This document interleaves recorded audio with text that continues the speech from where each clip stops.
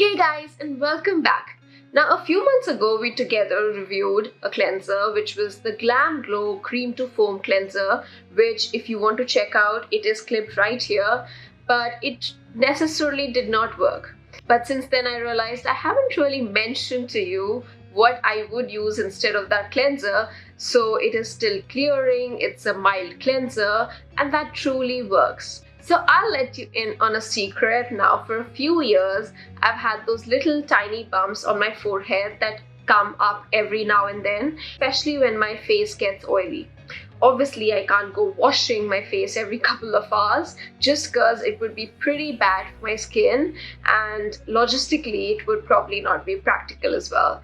So I was looking for a cleanser that did it all, basically kept my face moisturized, yet kept it squeaky clean, so those little tiny bacteria on my forehead don't really feed off that oil sebum.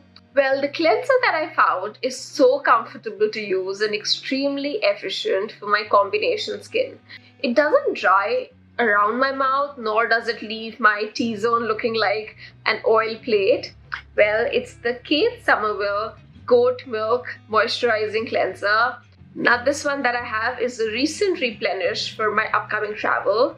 I have to mention this worked on my skin even though my skin is extremely sensitive to harsh cleansers, and I naturally gravitate towards non-exfoliating face washes, which is why this being a goat milk based cleanser probably worked for me. Now, this tube is about 120 ml of product and it retails for $57, so it is pricey, but it does not break me out and it doesn't leave a rash on my face, and it's extremely soothing, so I am all for it. Though it will not completely remove your makeup, but if you're looking for a face wash, especially for using it as the first thing in the morning after waking up, it definitely does not strip your skin of those essential moisture, which is why I think this is really perfect for me.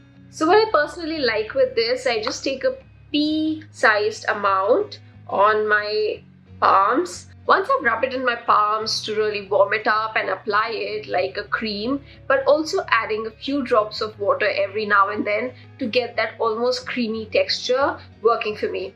Now, once I've spread it around my face very well, I go in with very cold water and wash it off.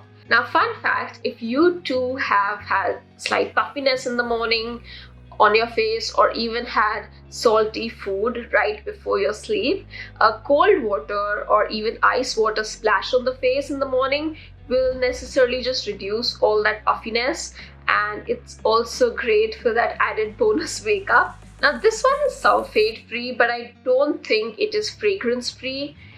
To be frank, I quite like the fragrance because it smells so luxurious and is definitely not overpowering.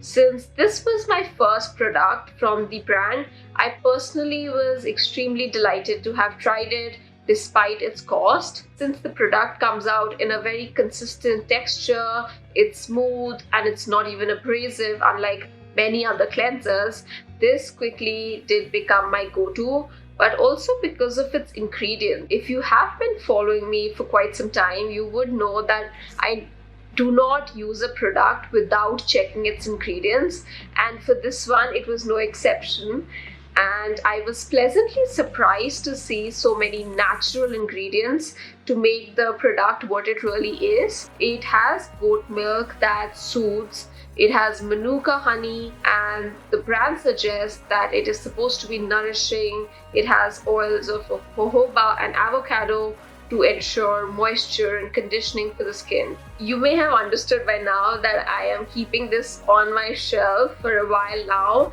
I'm not even being paid to talk about it. Anyways, ladies and gentlemen, this is all for my quick 5-minute review of my current favorite cleanser. If you liked hanging out with me, don't forget to smash that like button and also subscribe to my channel if you haven't already.